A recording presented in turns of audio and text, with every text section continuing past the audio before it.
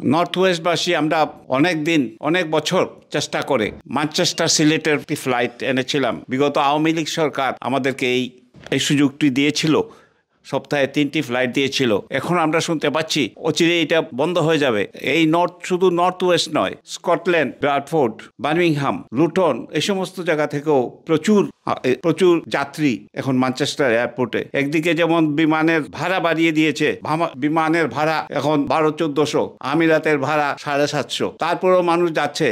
মানুষের উপরে একটা অত্যাচারের খড়গ নেমে এসেছে। এখন শুনতে পাই এই 2টি ফ্লাইটই আবার বন্ধ করে দেবে এপ্রিলে। এখন আমরা যেহেতু আগের সরকার নেই, আমরা নিজেরাও তো কিছু বলতে পারি না। কি বলবো আমরা? আমাদের আবার সেই যেখানে ছিলাম সেখানেই আমাদেরকে তারা নিয়ে যাচ্ছে। আমরা আশা করছি তাদের শুভবুদ্ধির উদয় হবে এবং এই ফ্লাইটগুলি বন্ধ করবে না।